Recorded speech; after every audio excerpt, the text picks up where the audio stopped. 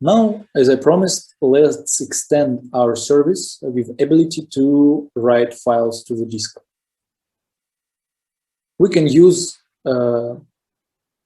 familiar functions from Rust standard library, from stdfs, the read and write functions. They just work.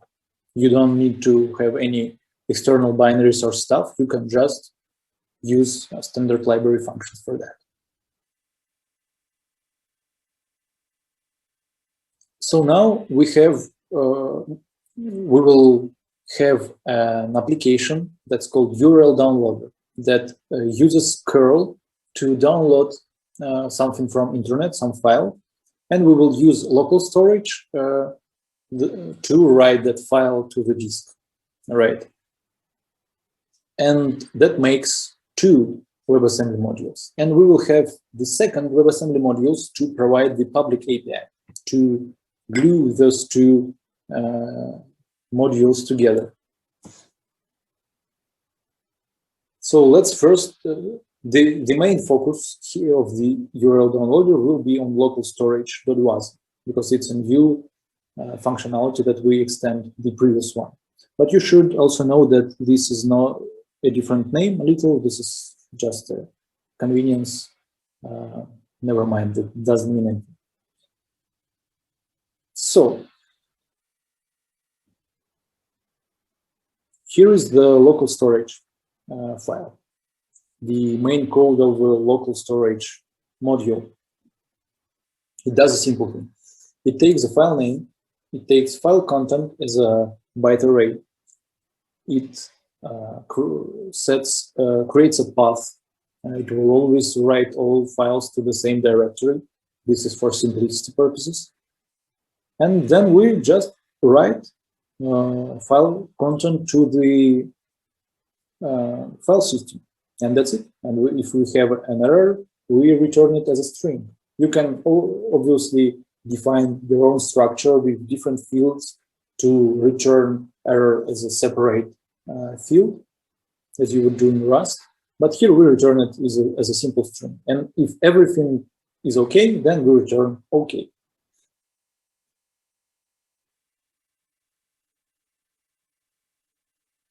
So get follows the same logic. We have a file name and we return byte array. We construct path from file name and we just use fsRead to read the contents of the file.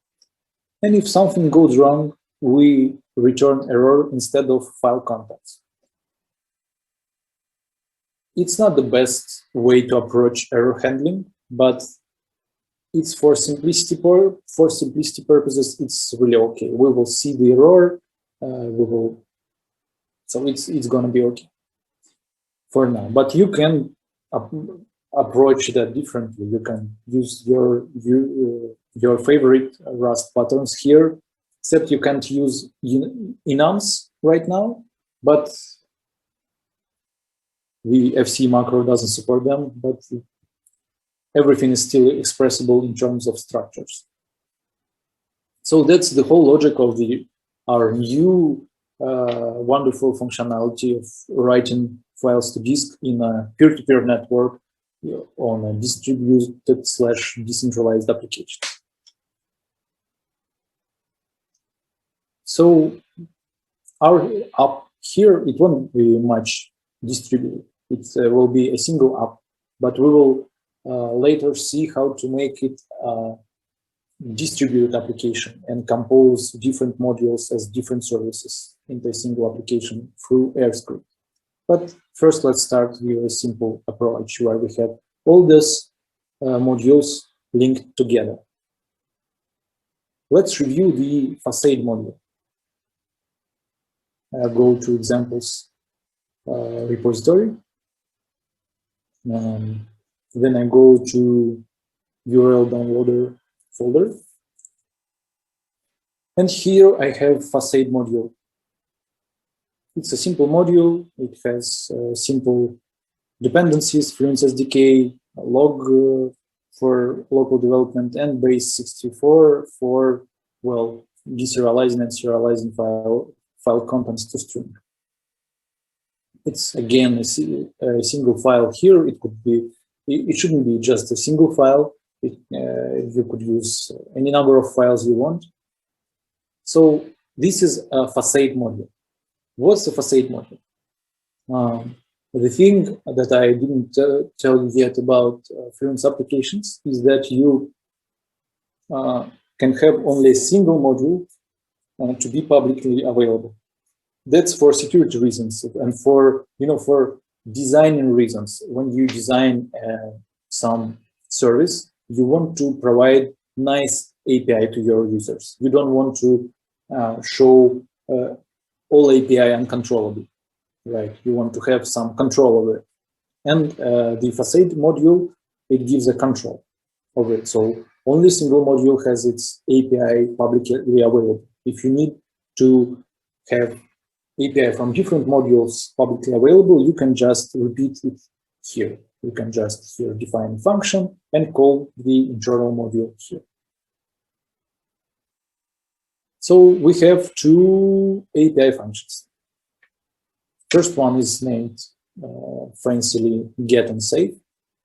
And it basically returns OK if the file was saved. So first it accepts URL and file name. So it downloads contents of the file or site or whatever through the curl, returns result, and the result is saved to a file, as a file. So here you can see that we're using the same stdout field that was before. That's because we are using external binder. And if it's not successful, if download is not successful, we return error and we will log error. This log message will be seen through FC REPL. If you develop your services on FC REPL, you will see this log message. So that's the first API, first function that we have in our API. The second function is a load file. You specify file name of the previously saved file, and it returns it as a base 64 string. Pretty simple, right?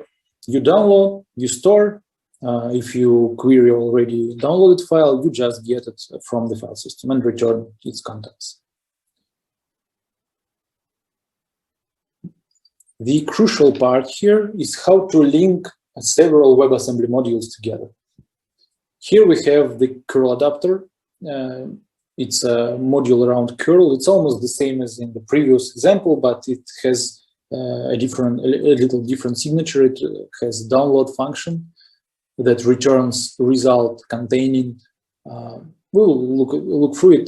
The difference is that it returns result as bytes, not as string.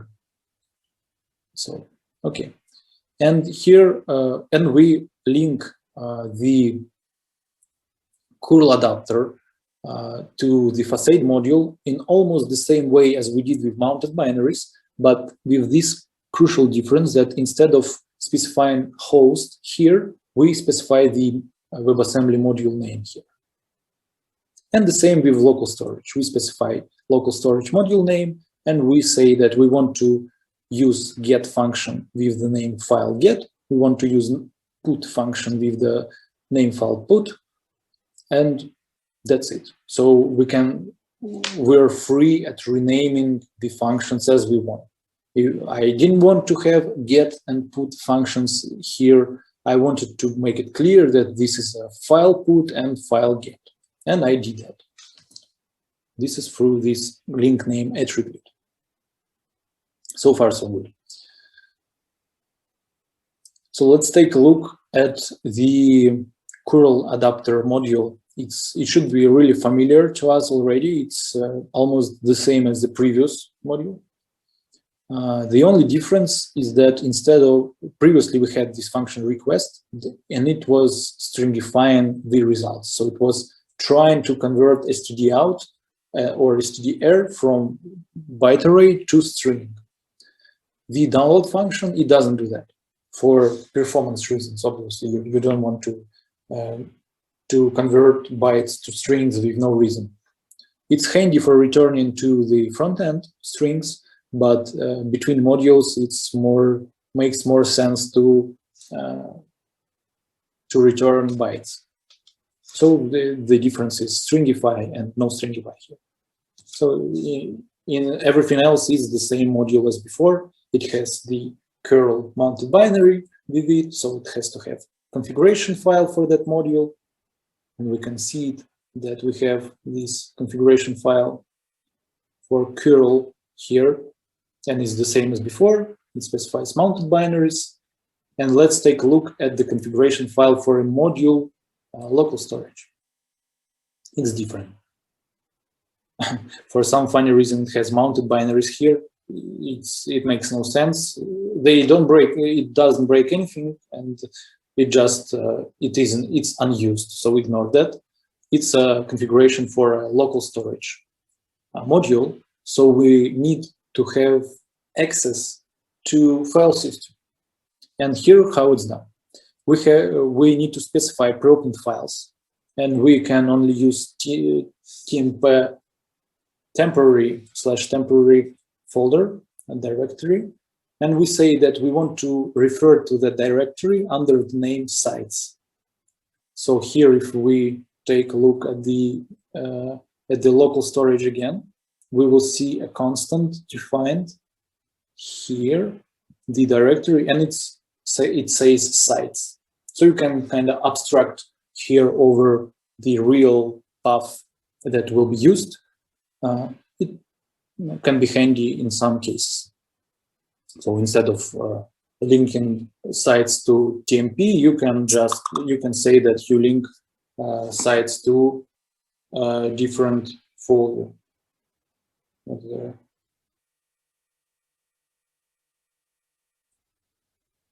Okay. I thought someone wrote me something about workshop, but no. So we have this project with 3 modules: curl adapter, local storage, and facade. Now let's build it and use it in REPL.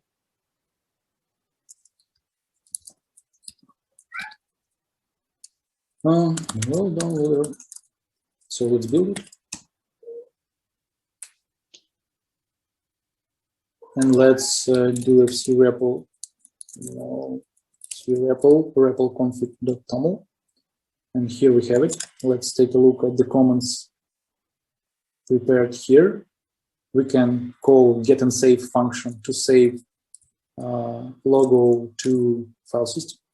Let's do that.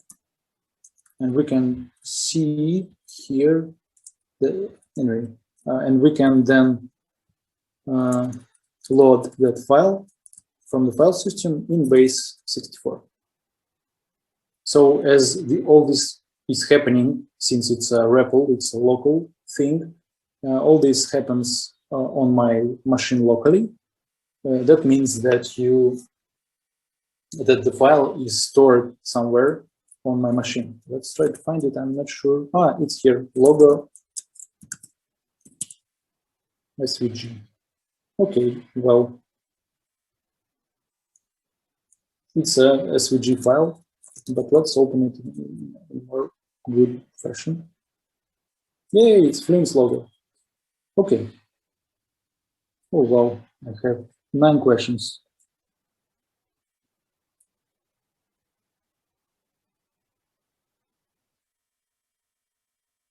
Okay, that's good. That's a good conversation we have there. So what just happened?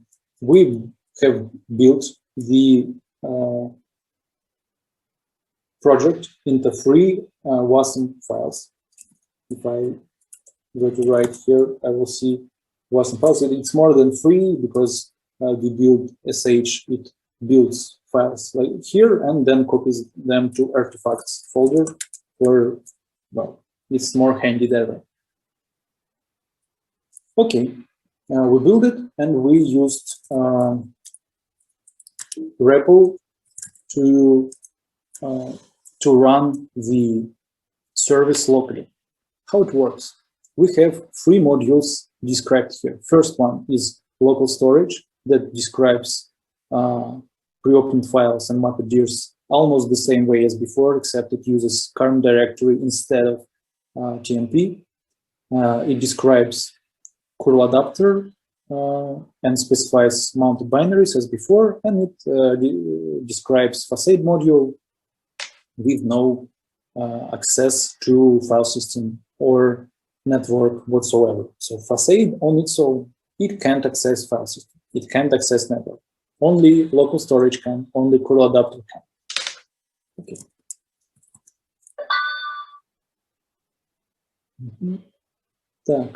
Well, so we can also deploy the service. I will spare myself from doing that to save time, but it's anyway. We can call it from CLI the same way as we were calling the previous service. Let's review the script for the. So I just executed download.air script here with service ID specified to some previously deployed service. I can deploy again and use this new service ID and it will work. So what's inside download.air? It's this. It says that go to relay, call the service, call the function get and save, pass their URL to logo. Here I shorted it just for brevity. Save it as logo.svg, then go to the service and call function load file and read file from logo.svg, put it to variable name bytes as a base 64 string and return to the client. You can define any service that converts from base 64 to base 58 or whatever. You can put any adapters or converters services as separate services, and then you can send bytes there for some, for example, for compression. If it would be like a JPEG, you can compress it and return compressed files, all in the network, all without returning responses to the client until the very end if you need it. You can avoid returning bytes to the client whatsoever. You can just take bytes from the file, compress it, and upload to S3 if you are to write S3 adapter on Fluence. Please do. No one has done that yet. So that's a good idea to have a storage, S3 storage engine available to code from Fluence. That would be nice. And it's totally possible to compose in that fashion. Okay, everything of this I already showed you in the code. So the most interesting part, as we are approaching 2 hours already, and I still haven't came to authorization. So composition. Imagine that what we did, we have linked 3 WAS modules together to make a single service. Was it required? No. You could easily, or your friend, develop a local storage service and deploy it. And you deploy curl adapter service, develop and deploy it. And then you can compose those 2 services. Here I have an example script of how to deploy this as separate services. So here we build WebAssembly files. We don't use Facade anymore because we deploy first local storage, and the local storage that was, it will be the Facade module. It will be the module that faces the public API that's available to call from script. And we deploy curl adapter in the same fashion. So this is the single module in a service. Before it was a service of 3 WebAssembly modules. Now it will be 2 services, each of them with a single WebAssembly module. The API will be different, right? Because before it was get and save function, but now we will have to deal with the with the API of the modules themselves. So in curl, we have the function download. In storage, we have function put. And we do the same thing. It didn't changed much. The script, it's almost the same. But before you were using this API and then load file. Now you're using the API of specific modules. You call curl download to get contents as bytes, and you pass those bytes to storage put. The same thing that let's take a look at. Let's take a look at the facade module. Hope it's here. No, it's not in the picture. Sorry for scrolling around. So again, what I want to show you is that this error code does the same thing that we were doing in Rust in the facade module. Let's take a look. So here we have this get and save function, right? What it does, it calls download on curl module, then it calls put on the local storage module. We here doing same thing, download and put, and then get the same as we were doing through load file before. But now anyone can reuse the curl service and storage service for their purposes, right? And it didn't change much. We split our kind of monolithic service into smaller parts and provided them as separate APIs. Isn't it awesome? You could do the same if you work at a company and you have developed some API over S3 or over Mini or over whatever, and you can give other people access to it through the WebAssembly adapter that will simply call it through curl or through locally mounted binaries if it's a daemon. Whatever you can give other people access to your API on the same protocol. So imagine if a lot of people develops a lot of services and you can compose over that. Imagine if Spotify gives you access to your listening history and you have a service some AI service that can consume that history and give you back some analysis of it. You don't need to have API integrated into this service. You just have to know the format that AI service understands and how to convert Spotify format to there. You could express that conversion of formats, for example, from JSON to XML or something, as a WebAssembly service. And you can deploy it and others can use it.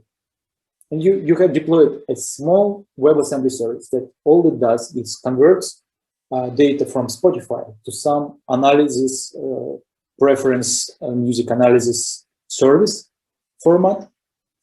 And now not only you can enjoy the analysis of your musical preferences, anyone can. Isn't it just amazing? Imagine if the whole internet was working like that. Okay. Any questions whatsoever? I mean, so far. Okay. Yeah, you surely can ask any questions on Calendly. You can book a call with us, with me, with our team, and we will discuss your idea and help you architecture it, help you approach the solutions. Yeah.